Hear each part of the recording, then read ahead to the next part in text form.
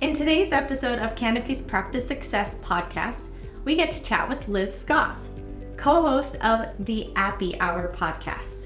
She is also an accountant, trainer, and writer at Accounting Lifeline. We'll dive into topics like how technology apps are like shoes, why less is more when it comes to tech, and the changing role of accounting professionals as tech advisors.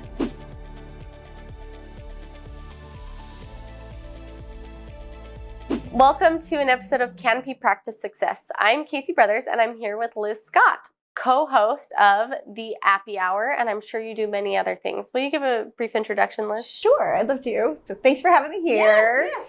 This is fun.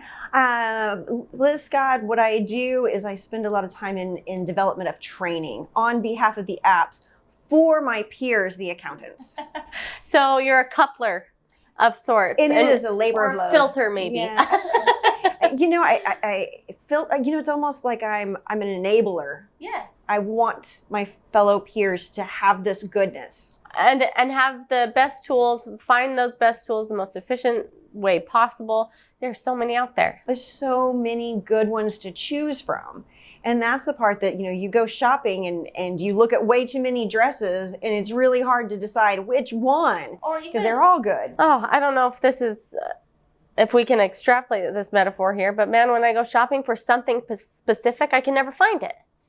And you feel the same thing applies to apps? Like if you're too set on, I need a strappy dress in this color. So I feel like, it's the evaluation of what it is that you're doing and then being able to say, what do I need this solution to do? And then you can pull in what would I like it to do? And that's where you're able to then go around and be very specific whenever you're looking for apps. Does it do these various things? Because where I see a lot of fails is whenever there is not a clear communication about what it is that they need. Yes. Because they'll implement something, and a lot of apps have workflows built into them. And if it's going to fight your culture, if it's going to fight your workflow, then it's not going to be a good fit. And you've invested time and you've invested resources into that solution. So I really think that, strongly it's the process evaluation first and then the solution.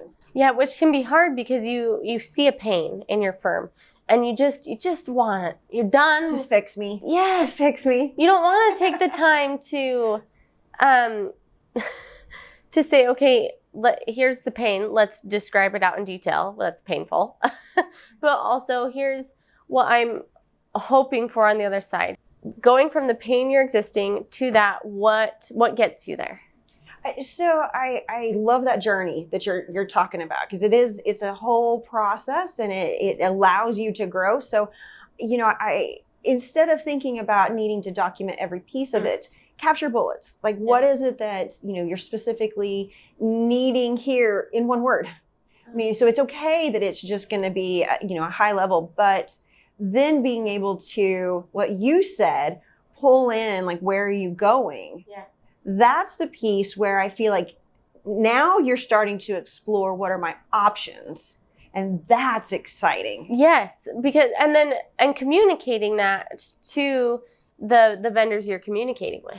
If they don't know where you want to go, I mean, I think I've had some great experience with sales reps in all different types of situations, whether it's been in companies I'm working with them or people trying to sell me something, where I feel like it's not so far out of this world that a sales rep will say, you know what, I don't think we're the right solution for you because of what you've just told me.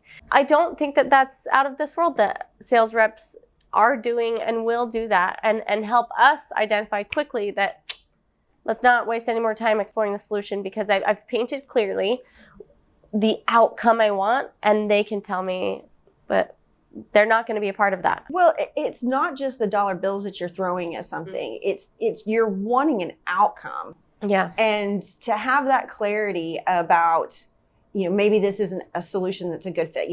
A recent scenario was a client looking for a real estate app and they were looking at some of the really good ones, but they weren't big enough. And so they were told right away, no. And they're like, well, I can pay for it. And they're like, it just is too much. It's more than what you need at your size. So they actually recommended another solution that was baby size, perfect for them. And so that established relationship with other solutions to be able to say, we get what you're wanting. We're not quite it, but there are other people on the market that are doing something that you're describing. And if you get to that point in a few years, come back and we'll chat. Yeah, absolutely. Because, growth is exactly where a lot of people are going.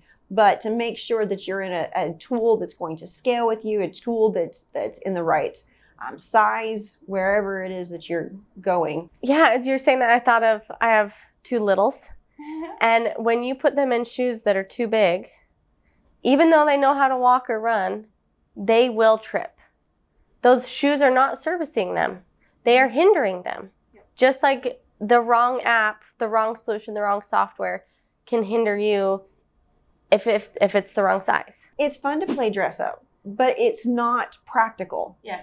So to be able to say, yeah, of course, try on the fun shoes. Of course, do that. And look at it and have stars in your eyes and be like, yeah, I want to be a user of this. You see that as like the big leagues almost. Yeah. Well, and your kids will eventually grow into those shoes. Yes. So the people will eventually grow into those places. I mean, that's the goal. Yeah. But you do need to have good fitting shoes in order to walk and then run forward.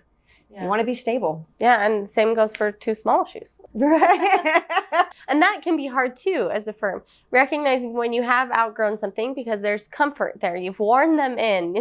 You're not getting blisters from these shoes, but man, they're feeling cramped. And knowing that by sizing up, getting a new pair of shoes, you might have to break those in again, but man, it's going to be so much more comfortable. That change is hard.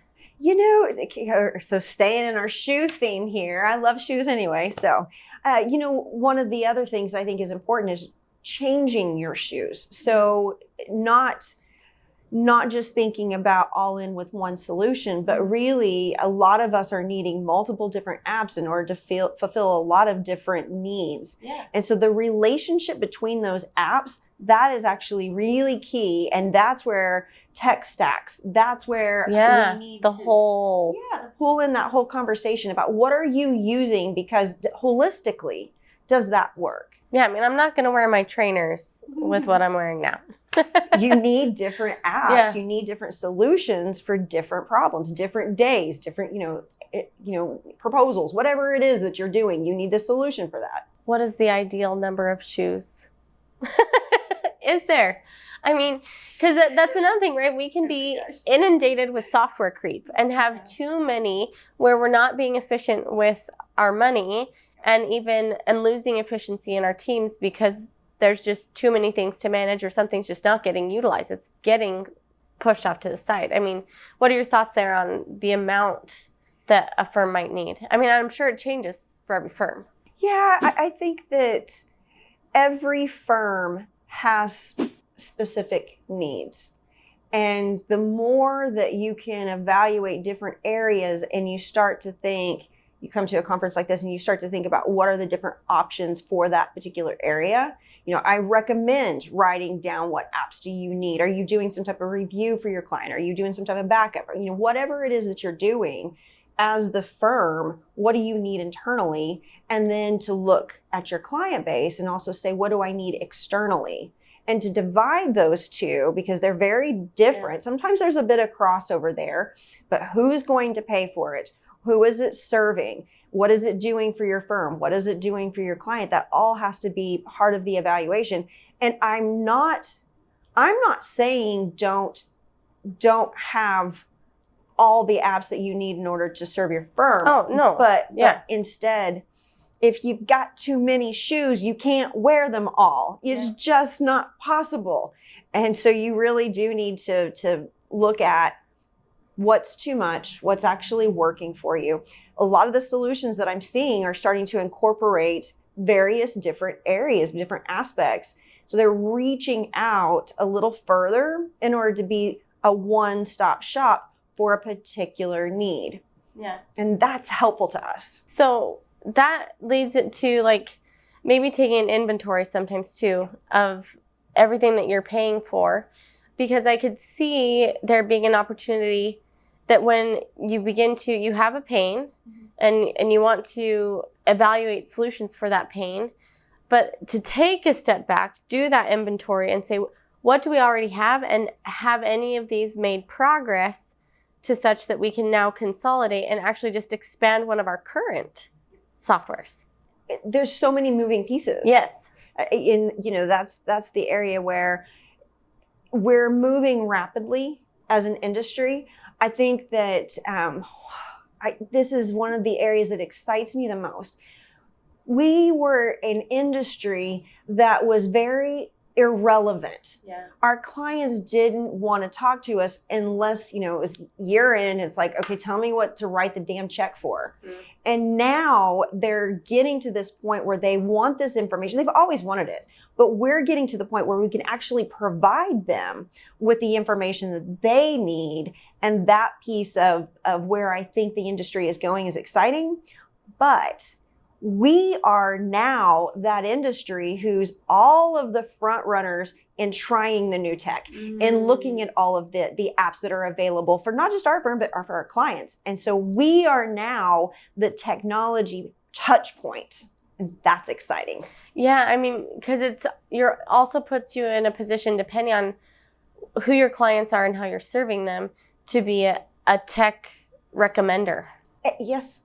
And I think that that's going to be even more so. I think that we're going to continue to create a custom package for a particular client. And I think it's going to be even more important to have some type of niche, because you're going to have your tech stack. Of course, you don't want to go and invest time in a gajillion different areas. You shouldn't. No, yeah, because you've got your tech stack internally.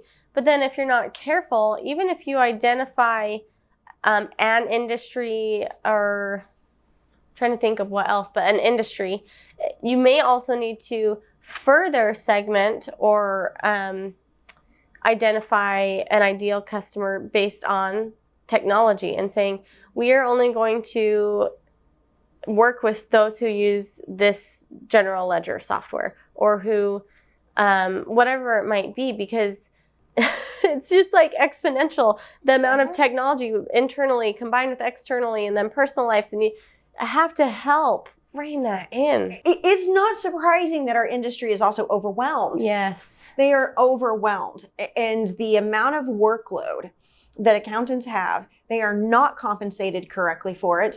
They don't have big enough teams in order to support all of the needs. So if there was more compensation for the services that are being provided, they would actually have the resources to really have the team to be able to say, spend Friday going through training, spend next Friday looking at our apps and evaluating, have they included a new feature that we actually need?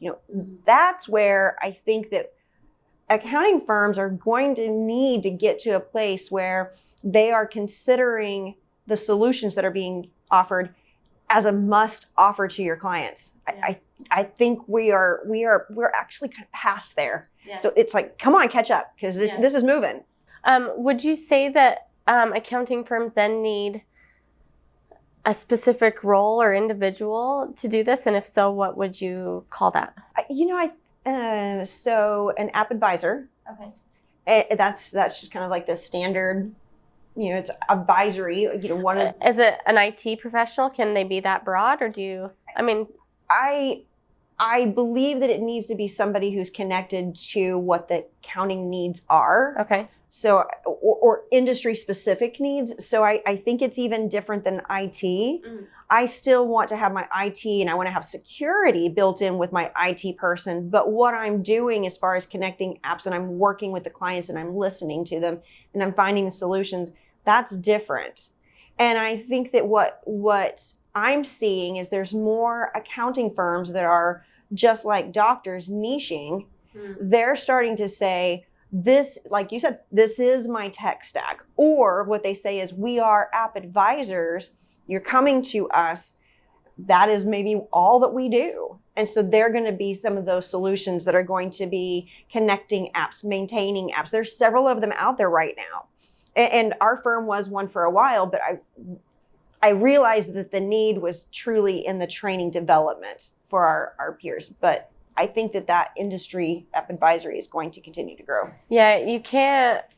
It is a job in and of itself. It is. To think through, evaluate, manage, and not just evaluate, vet and implement, but ensure the success of it long term, because you don't want to change softwares every year, especially, and you have to look at the way you're changing technology is also affecting your clients, right? You don't want to unintentionally create a bad experience by switching over and seeing, the overlap between the technology that they might use and you need to use internally, and then it's a lot. Yeah. It's a lot. And so one of the things that we're doing on the Appy Hours, we're actually having what we're calling firm spotlights.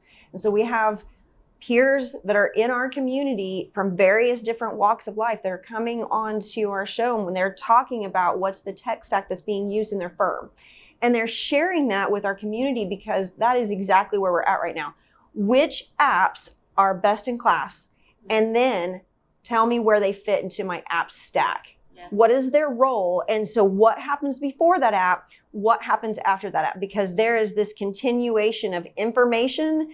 There's analysis, communication, documentation. I mean, like, all of this matters, and it's got to have a flow that actually works for us. Yes. Well, we will link to your podcast, and it has been a delight. Thank you so much, Liz. Thank you. Thank you for having me.